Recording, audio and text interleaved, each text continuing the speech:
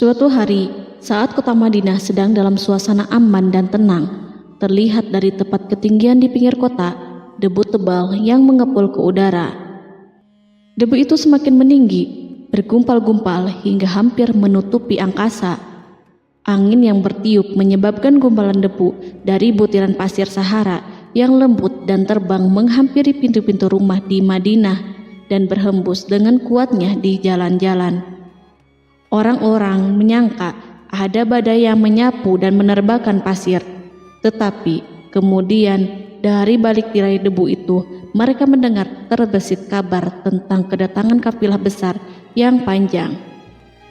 Tak lama kemudian 700 kendaraan yang syarat dengan muatannya memenuhi jalan-jalan dan mengguncang Madinah. Orang-orang saling memanggil dan mengajak sesamanya untuk menyaksikan keramaian ini, serta turut bergembira atas kedatangan harta dan rezeki yang dibawa kafilah itu. Ummul Mukminin Aisyah ketika itu mendengar suara hiruk-pikuk kafilah yang bergerak maju, bertanya, apakah yang terjadi di kota Madinah? Ada yang menjawab, kafilah Abdurrahman bin Auf baru datang dari Syam membawa barang-barang dagangannya. Jadi kafilah itu yang telah menyebabkan semua guncangan ini? Tanya Ummul Mukminin. Benar, wahai Ummul Mukminin. Jumlahnya 700 kendaraan. Ummul Mukminin menggeleng-gelengkan kepala. Pandangannya menerawang jauh seolah-olah sedang mengingat-ingat peristiwa yang pernah dilihat atau ucapan yang pernah didengarnya. Kemudian ia berkata, aku pernah mendengar Rasulullah bersabda, aku melihat Abdurrahman bin Auf masuk surga dengan merangkak. Abdurrahman bin Auf masuk surga dengan merangkak? Mengapa ia tidak memasukinya dengan melompat atau lari-lari kecil bersama angkatan pertama para sahabat Rasulullah? Sebagian sahabat menyampaikan cerita Aisyah kepadanya, maka ia pun teringat telah mendengarkan hadis dari Nabi lebih dari satu kali dan dengan redaksi yang berbeda-beda. Sebelum tali-tali pengikat perniagaannya dilepas, Abdurrahman melangkahkan kakinya ke rumah Aisyah lalu berkata kepadanya, engkau telah mengingatkanku suatu hadis yang tidak pernah kulupakan, maka saksikanlah bahwa kafilah ini dengan semua muatannya beserta kendaraan dan perlengkapannya aku persembahkan di jalan Allah. Seluruh muatan 700 kendaraan itu dibagi-bagikan sebagai perbuatan baik yang agung. Peristiwa yang satu ini saja sudah cukup untuk mengukir sebuah gambaran yang sempurna tentang kehidupan sahabat Rasulullah Abdurrahman bin Auf. Dialah saudagar sukses yang lebih sukses daripada kesuksesan yang pernah ada. Dia merupakan orang kaya dengan kekayaan yang melimpah ruah. Dia adalah seorang mukmin yang bijaksana yang tidak ingin bagian dari keuntungan agamanya hilang begitu saja dan tidak sudi kekayaannya membuat dirinya tertinggal dari kafilah iman dan pahala surga. Untuk itu, ia mendermakan harta kekayaannya dengan kemurahan hati dan kesadaran nurani. Sebelum saya melanjutkan kisahnya, dimohon kepada pemirsa untuk menonton video ini sampai selesai, serta mohon dukung channel ini supaya semakin berkembang dengan cara like serta berikan komen positifnya. Semoga dukungan pemirsa menjadi pahala dan dimudahkan segala urusan pemirsa di dunia dan akhirat. Bismillahirrohmanirrohim. Abdurrahman bin Auf adalah seorang dari 8 orang yang lebih awal masuk Islam. Abu Bakar datang kepadanya menyampaikan Islam, termasuk kepada Utsman bin Affan. Abdurrahman bin Auf telah memasuki Islam pada permulaan dakwah, yakni sebelum Rasulullah memasuki Darul Arqam dan menjadikannya sebagai tempat pertemuan dengan para sahabatnya yang beriman. Tidak ada persoalan yang tertutup bagi mereka dan tiada keraguan yang menjadi penghalang. Bahkan mereka segera bersama Abu Bakar As-Siddiq menemui Rasulullah untuk menyatakan baiat dan memikul bendera Islam. Sejak menganut Islam sampai berpulang ke rahmatullah dalam usia 75 tahun, ia selalu menjadi teladan yang cemerlang sebagai seorang mukmin yang besar. Hal ini menyebabkan Nabi memasukkannya dalam 10 orang yang telah diberi kabar gembira sebagai ahli surga. Umar mengangkatnya sebagai anggota majelis syuro yang terdiri dari 6 orang yang merupakan calon khalifah yang akan dipilihnya sebagai penggantinya. Cepatnya Abdurrahman masuk Islam telah menyebabkan dirinya harus mengalami penganiayaan dan penindasan dari Quraisy. Ketika Nabi memerintahkan para sahabatnya hijrah ke Habasyah, Abdurrahman bin Auf pun ikut berhijrah. Kemudian ia kembali lagi ke Mekah, lalu hijrah untuk kali keduanya ke Habasyah, dan selanjutnya hijrah ke Madinah. Keuntungannya dalam perniagaan sangatlah besar, hingga mencapai batas yang membuat dirinya merasa takjub dan heran, sehingga ia berkata, "Sungguh aku melihat diriku ini, seandainya mengangkat batu, niscaya aku temukan emas dan perak di bawahnya." Perniagaan bagi Abdurrahman bin Auf bukanlah jenis perdagangan yang tercela maupun monopoli. Bahkan ia sendiri bukanlah orang yang berlomba-lomba untuk mengumpulkan harta atas dorongan agar menjadi orang kaya. Sekali-kali bukan itu, melainkan suatu amal dan kewajiban yang keberhasilannya akan menambah kedekatan jiwa kepada Allah dan berkorban di jalannya. Abdurrahman bin Auf adalah seorang yang kuat emosi jiwanya, di mana ia menemukan kepuasan emosinya itu dalam amal yang mulia. Apabila ia tidak sedang sholat di masjid dan tidak sedang berjihad dalam peperangan, ia pasti sedang mengurus perniagaannya yang berkembang pesat. Sehingga kafilah-kafilah dari Mesir dan Syria membawa ke Madinah barang-barang muatan yang dapat memenuhi kebutuhan seluruh jazirah Arab, baik pakaian maupun makanan. Yang menunjukkan kepada kita bahwa seorang yang kuat emosi jiwanya adalah ketika kaum muslimin hijrah ke Madinah. Rasulullah pada waktu itu menerapkan aturan untuk mempersaudarakan 2 orang sahabat, salah seorang dari muhajirin warga Mekah dan yang lainnya dari Ansor penduduk Madinah. Persaudaraan ini berjalan dengan sempurna hingga membuat hati terpesona. Orang-orang Ansor yang merupakan penduduk asli Madinah membagi seluruh kekayaan miliknya menjadi 2 dengan saudaranya dari kalangan muhajirin. Bahkan istri pun direlakannya. Ketika itu Rasulullah mempersaudarakan antara Abdurrahman bin Auf dengan Sa'ad bin Rabi. Sa'ad bin Rabi berkata kepada Abdurrahman, "Saudaraku, aku adalah penduduk Madinah yang paling banyak harta. Silahkan pilih separuh hartaku dan ambillah. Aku juga mempunyai 2 istri. Perhatikanlah yang lebih menarik hatimu, dan aku akan menceraikannya sehingga engkau dapat memperistri dirinya." Abdurrahman bin Auf pun menjawab, "Semoga Allah memberkahi dirimu dalam istri dan hartamu. Tunjukkanlah kepadaku letak pasar." Abdurrahman pergi ke pasar. Ia berjual beli di sana dan mendapatkan keuntungan. Kehidupan Abdurrahman bin Auf di Madinah, baik semasa Rasulullah maupun sepeninggalnya beliau, selalu ditunaikannya dengan sempurna untuk memenuhi hak agama dan beramal di dunia. Perniagaannya sukses dan menguntungkan. Seperti diungkapkannya sendiri bahwa seandainya ia mengangkat batu dari tempatnya, pasti ia akan mendapatkan emas dan perak di bawahnya. Salah satu faktor yang membuat perniagaannya berhasil dan mendapatkan berkah adalah karena ia sangat selektif untuk berniaga yang halal dan benar-benar menjauhkan diri dari segala bentuk jual beli yang haram, bahkan yang syubhat sekalipun. Selain itu, faktor yang menambah kejayaan dan keberkahannya adalah labanya yang bukan untuk Abdurrahman sendiri, melainkan di dalamnya terdapat bagian Allah yang ia penuhi dengan baik. Ia menggunakan hartanya untuk memperkokoh hubungan kekeluargaan dan mengeratkan tali persaudaraan, serta menyediakan perlengkapan yang diperlukan untuk tentara Islam.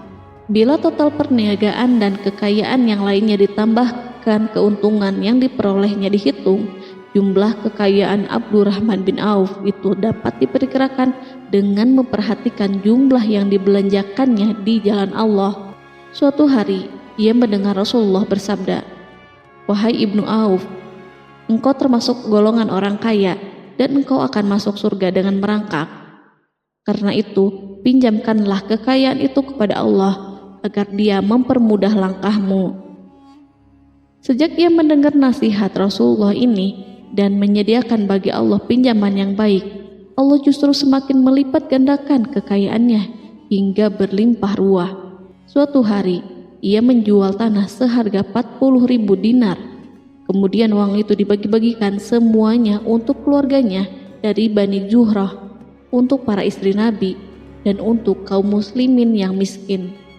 Pada kesempatan lain, ia menyerahkan 500 ekor kuda untuk perlengkapan tentara Islam. Pada hari yang lain, ia menyerahkan 1.500 kendaraan unta.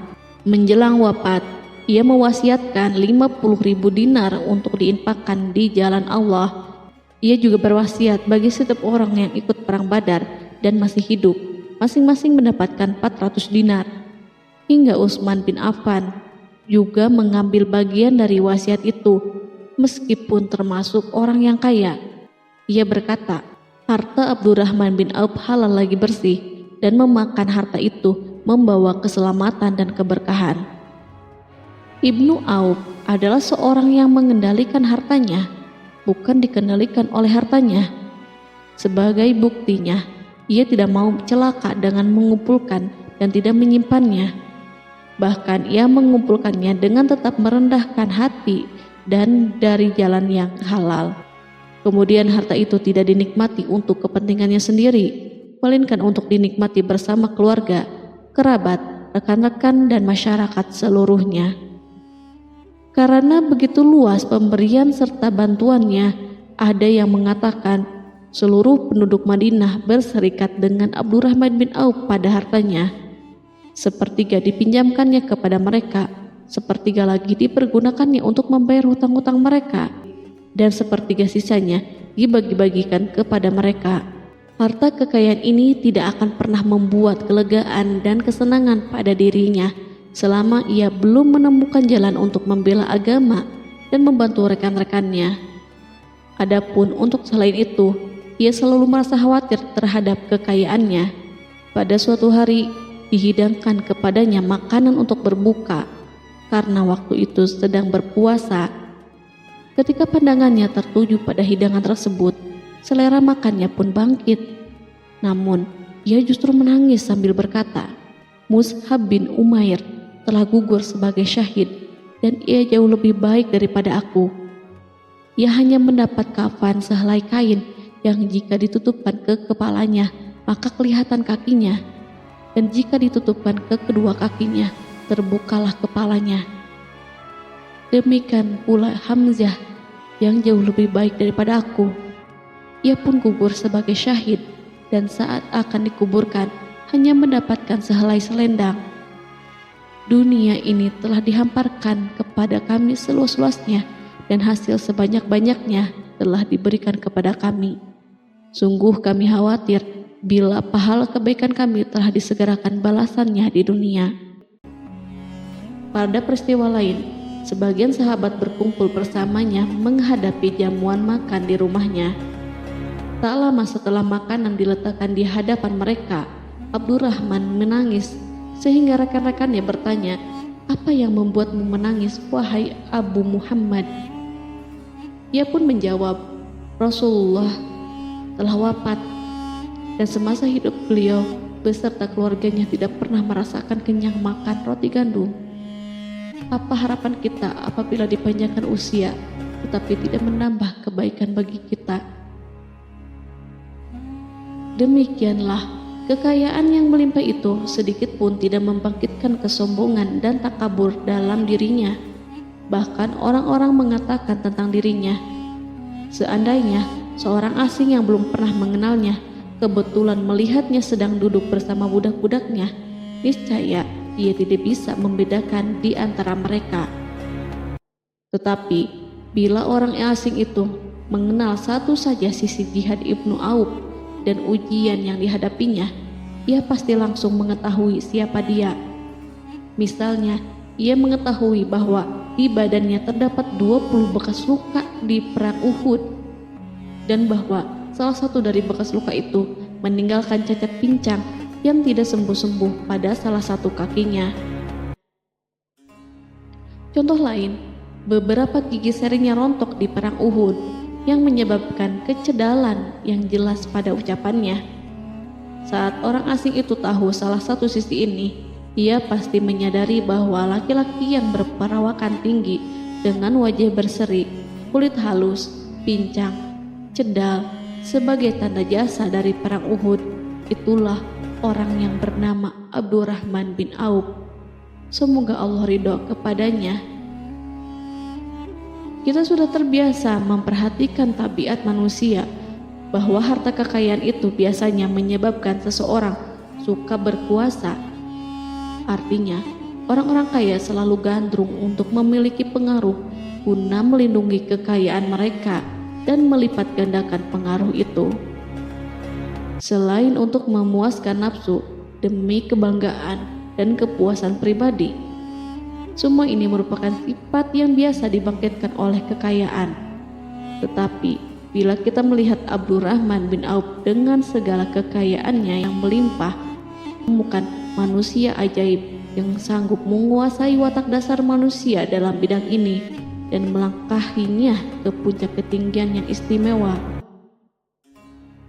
Peristiwa itu terjadi ketika Umar bin Khattab hendak berpisah dengan rohnya yang suci dan memilih 6 orang di antara mereka, para sahabat Rasulullah, agar memilih salah seorang di antara mereka untuk menjadi khalifah yang baru. Pada waktu itu, semua jari menunjuk kepada Ibnu Auf. Bahkan sebagian sahabat telah menegaskan bahwa dialah yang berhak menjadi khalifah di antara 6 orang itu. Namun, ia menjawab, "Demi Allah, seandainya diambilkan pisau lalu ditaruh ke atas leherku, kemudian kalian menusukkannya sampai tembus, itu lebih baik aku sukai daripada menerima jabatan tersebut." Demikian, saat awal 6 orang terpilih itu mengadakan pertemuan untuk memilih salah seorang di antara mereka untuk menjadi khalifah yang akan menggantikan Al-Faruq, Umar bin Khattab, Abdurrahman telah menyatakan kepada mereka bahwa ia telah melepaskan haknya yang dilimpahkan Umar kepadanya sebagai salah seorang dari 6 calon yang akan dipilih menjadi khalifah. Dengan demikian, kewajiban mereka untuk melakukan pemilihan itu terbatas di antara mereka yang berlima saja. Sikat juhudnya terhadap jabatan dan pangkat ini dengan cepat telah menempatkan dirinya sebagai hakim di antara 5 orang tokoh terkemuka itu. Mereka menerima dengan senang hati agar Abdurrahman bin Auf menetapkan pilihan kepada khalifah itu terhadap salah seorang di antara mereka berlima. Ali mengatakan, "Aku pernah mendengar Rasulullah menyifatimu bahwa engkau adalah orang yang dipercaya oleh penduduk langit dan dipercaya pula oleh penduduk bumi." Ibnu Auf akhirnya memilih Utsman bin Affan untuk jabatan khalifah dan lainnya pun menyetujui pilihannya. Itulah hakikat seorang laki-laki yang kaya raya dalam Islam. Apakah Anda telah memperhatikan bagaimana Islam telah mengangkat dirinya jauh di atas kekayaan dengan segala godaan dan penyesatannya itu, dan bagaimana ia menempa kepribadiannya dengan sebaik-baiknya? Pada tahun 32 Hijriah, tubuhnya berpisah dengan roh. Ummul Mukminin Aisyah memberinya kemuliaan khusus yang tidak diberikan kepada orang lain dengan memberikan usulan kepadanya ketika ia masih terbaring di ranjang menuju kematian agar bersedia dikuburkan di pekarangan rumahnya berdekatan dengan Rasulullah, Abu Bakar, dan Umar. Namun ia memang seorang muslim yang telah dididik Islam dengan sebaik-baiknya, sehingga merasa malu bila dirinya diangkat dan disandingkan dalam kedudukan tersebut. Selain itu, ia telah membuat janji dan ikrar yang kuat dengan Utsman bin Maz'un, yakni jika salah seorang di antara mereka meninggal sesudah yang lain, hendaklah ia dikuburkan di dekat sahabatnya itu. Saat rohnya bersiap-siap memulai perjalanan yang baru, air matanya meleleh, sedangkan lidahnya bergerak-gerak mengucapkan kata-kata, "Aku khawatir dipisahkan dari sahabat-sahabatku karena kekayaanku yang melimpah ruah." Namun, ketenangan dari Allah segera menyelimutinya. Lalu senyuman tipis menghiasi wajahnya disebabkan sukacita yang memberi cahaya dan kebahagiaan yang menenteramkan jiwa. Ia memasang telinganya untuk menangkap sesuatu, seolah-olah ada suara yang lembut merdu yang datang mendekat. Ia sedang mengenang kebenaran sabda Rasulullah yang pernah beliau ucapkan, Abdurrahman bin Auf di dalam surga. Ia barangkali juga sedang mendengarkan janji Allah dalam kitabnya. Orang yang menginfakkan hartanya di jalan Allah, kemudian tidak mengiringi apa yang diinfakkan itu dengan menyebut-nyebut dan menyakiti perasaan penerima, maka memperoleh pahala di sisi Rabb mereka. Tidak ada rasa takut pada mereka dan mereka tidak bersedih hati. Quran Surat Al-Baqarah ayat 262.